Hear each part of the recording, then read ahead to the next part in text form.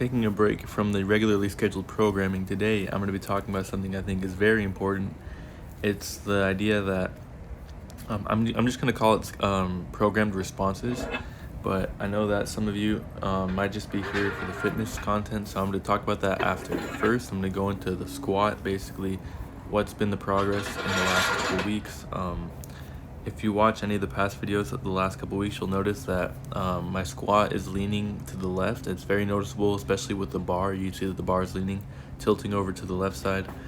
I think I've corrected it. I wanted to make sure though, in this warm-up, I did 30 warm-up reps. And one thing I did is that I kind of consciously, and the funny thing is that you can consciously make adjustments, but when you watch it on film, the adjustments don't seem that big. They're hardly noticeable, but the only key is that it should all look normal. And if you don't notice the adjustment, but you notice that the form looks normal, that means your adjustment worked. So I think the problem is that my left, let's say my left lat and my left shoulder were kind of dipping down a tiny bit. So I made a conscious effort to lift my left elbow a little bit higher, and to tighten that area. And as I kind of shrugged my shoulder a tiny bit in the right direction, I totally, because here I come back to check the camera. I did that I think twice or 3 times to make sure that as the weight went up that my form wasn't being compromised.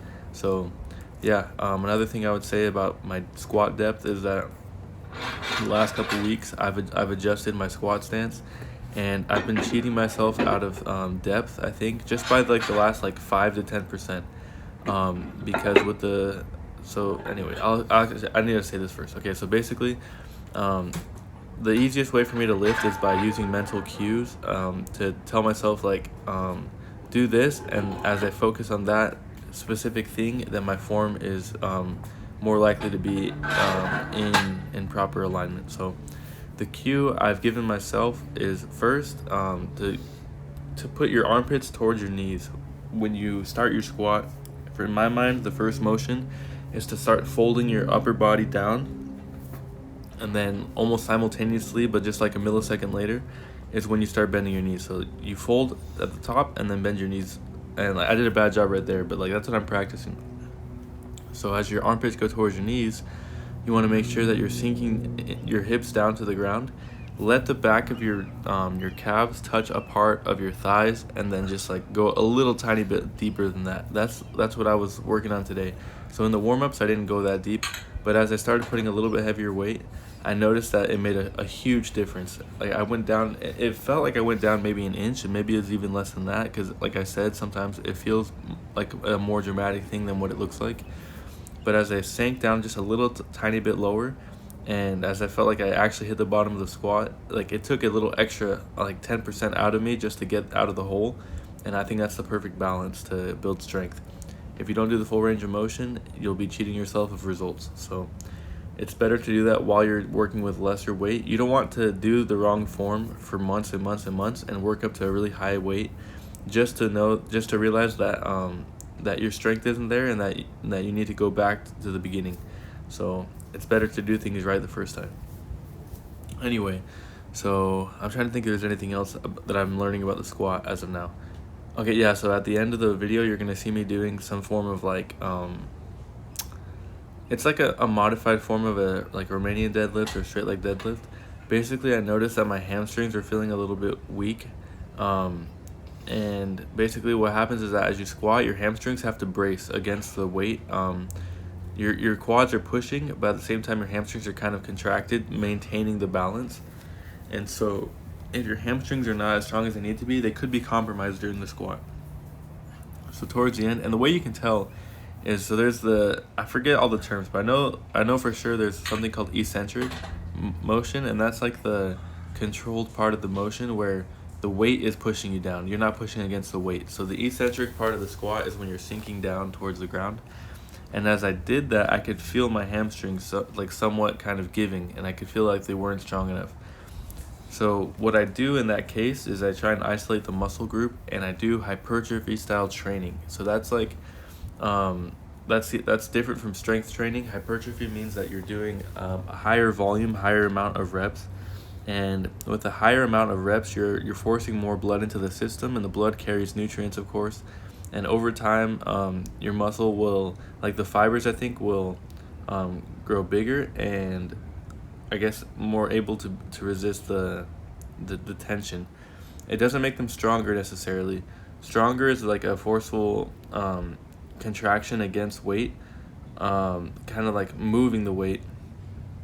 The hypertrophy thing is like more like you're improving the muscle's capacity to receive the volume of blood and other like nutrients that are in the system, if that makes sense. You can go look it up yourself and you'll probably find a better explanation than what I just gave you. But basically, I'm trying to speed up the strength building process of my hamstrings by forcing more blood into the system and improving my mind to muscle connection, which is the most important part. It takes a long time for your nervous system to develop when you're just getting into lifting weights, and the nervous system is what actually will make you more efficient and stronger in the motion. So that's all I did for today. You'll see me at the end. Another thing too you'll notice is that it's like a partial range of motion. When you do hypertrophy, do not do full range of motion, because that will that'll bring in other muscles that shouldn't be involved, and you'll take pressure off the muscles that you want to focus on. So when you do hypertrophy, you want to make sure that you're doing only the range of motion that will target the specific muscle group you're looking at targeting, if that makes sense. So for example, during the hamstring things I was doing at the end, I went up and I kept my knees soft, slightly bent, and I just, as soon as the bar is like a little bit up, I push. I waste no time. You keep your hips and your knees tight. You'll see at the end when I'm talking about. Push your pelvis forward in a tight motion, like keeping everything tight, and squeeze your glutes at the end. But you do that repeatedly, like maybe 12, 15, 20 reps, as many as you need, until you feel like you've contracted enough and your system is taxed. But basically, the way I picture it is like you're leaning over. So you can do this with barbell, but I prefer doing it with dumbbells. Also, resistance bands work good. I was just using a barbell today, but anyway, when you pick up the weight, pretend like you're bending over to pick up groceries, and the car door is still open, and so you're, at the same time you're picking up the groceries from the ground, you're closing the car door, and then you're standing straight up, and only contract using, pretend like you can't use your back, and only contract using your glutes and pushing your pelvis forward, and do it in a tight motion, like I said. And as soon as your pelvis is contracted, do not lift the weight anymore with your back. You're probably going to still be leaning forward slightly. Don't straighten out. And then lower the weight, not all the way, but just maybe to your shin level or around there. And keep doing that motion over and over, and you'll feel the contraction in your hamstring and your glutes. So anyway, what I wanted to talk about, because I love to get a little philosophical, I love to share things that are important to me. Today, I wanted to talk about programmed responses. I think it's just a huge problem in our society that we've allowed ourselves to be conditioned to not speak about certain topics and issues. And if you just think of in a historical context, you can see where that might lead to potential oppression and lots of tyrannical actions by like government per se, or whoever, right? A stronger military force could come in, and just because no one is allowed to say anything about what they're doing, that's just the most extreme example, right? But anyway, in specific, there are a few topics I think that need to be mentioned a lot more than they are being mentioned, and need to be spoken of in a more I guess lighthearted, but in an open way, where you shouldn't be afraid of any punishment for just saying your 2 cents about it. So these, in no particular order, these issues are the divorce rate, and that includes struggles with relationships and being accountable for those struggles on male and female, with male and female counterparts. Number 2, I think the LGBTQ thing is not being spoken of enough. It's only been talked about, let's say, like out of 100% of what we could talk about, we've talked about maybe like 5 or 10%, and we've stopped there because people want to make you feel as if we've discovered the answer and that there's no further need for discussion. I really feel as if there's not an answer, and in specific, I can name a couple questions that I think are really critical when it comes to solving this issue. 1, why is this condition existing? Two, is there a way that it can be like fixed, or like is this the natural condition of human beings? Like, let's say for example, someone that feels as if or identifies as if they were born with the wrong gender, or that they have homosexual attraction.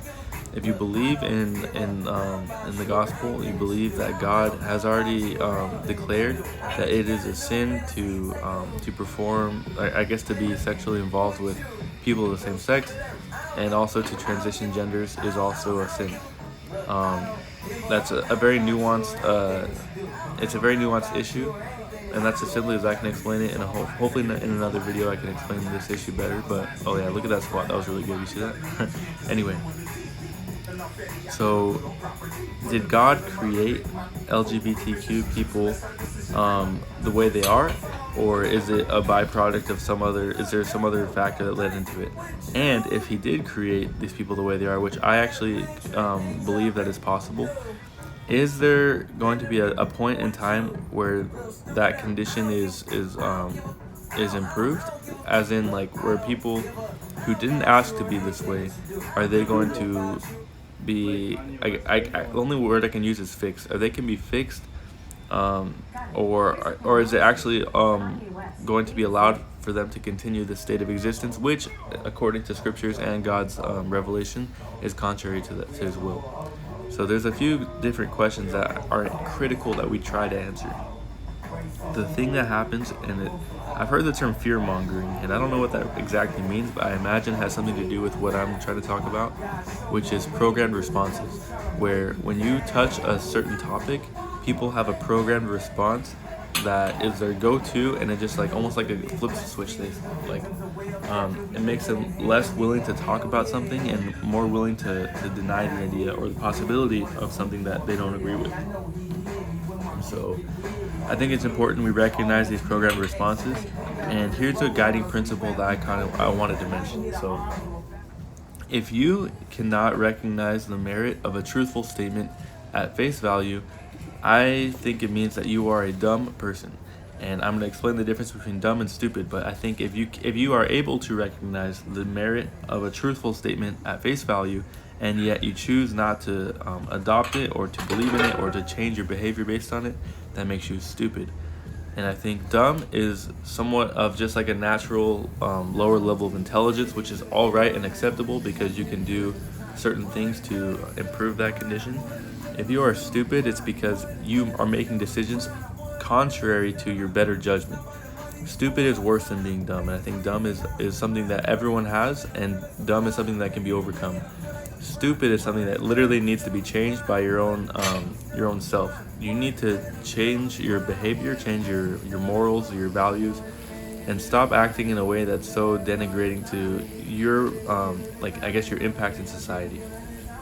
So yeah, that's how I feel, is that if someone can, it doesn't matter for me, I don't care about sources or whatever.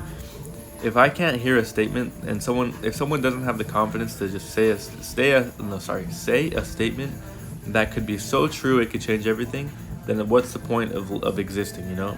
If I don't have the capacity to allow someone to tell me life-changing information just because they're scared of that it might offend me or whatever, have a negative impact, then I think the problem is with me, not with anyone else. I think the problem is that in our day, people are so willing to tackle issues that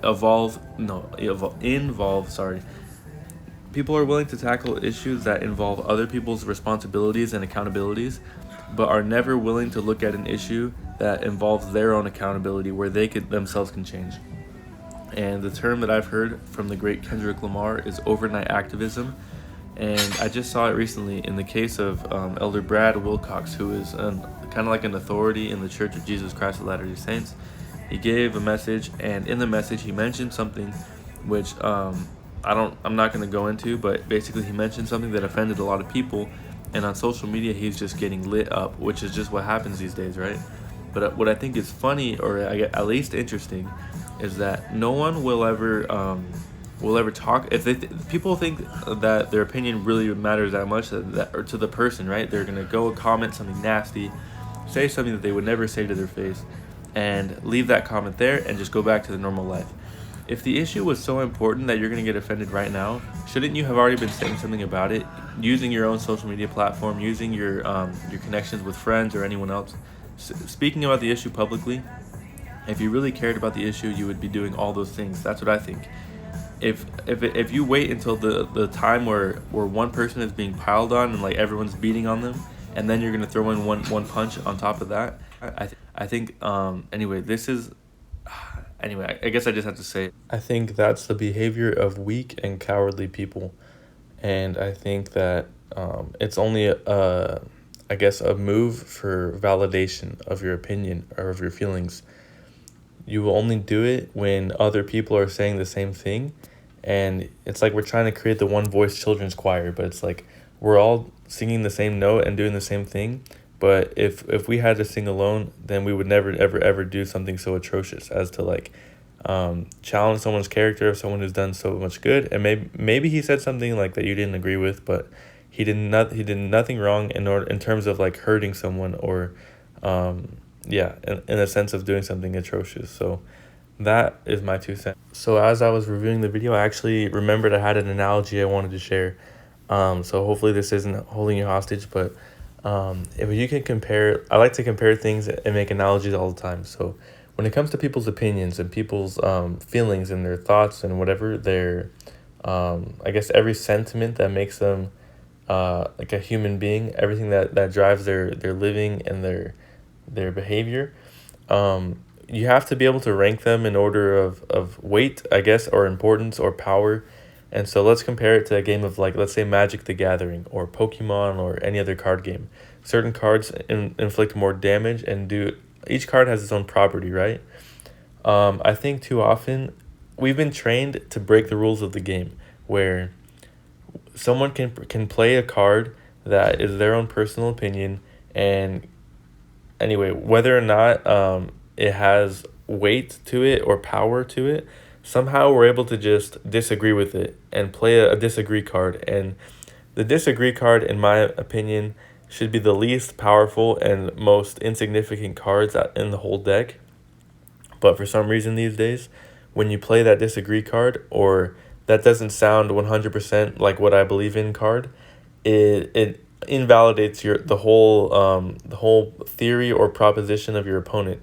And I think in the natural rules of life that if we're playing this game, I think that if someone has taken careful consideration and time put into preparing their thoughts and opinions and making it presentable in a way that they can explain it to another person, that should have way more power than any disagreement.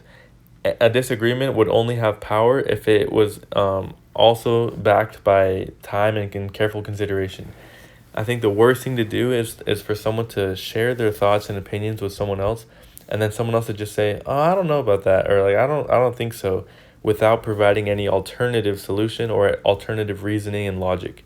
If you can't do that, then I think you have no business trying to invalidate someone else's argument. Just be polite, and if someone's telling you something and you don't agree with it, but if you don't know why if you don't know why you don't agree with it, just allow them to finish and say, "Okay," and just leave it at that. Take your time to think about it, to break it down, and come up with your response. And who knows, maybe they were right, or maybe you were like perceiving something about their argument that was wrong, and you just didn't know what it was at the time. So I think using this analogy of like a card game of like Pokemon or whatever, don't be the person that like has a cheat card where you can just just destroy your opponent's attack for no reason. If that makes sense. But anyway, that is actually it. I meant to make this a lot shorter, but I think this is just things that I had to say. So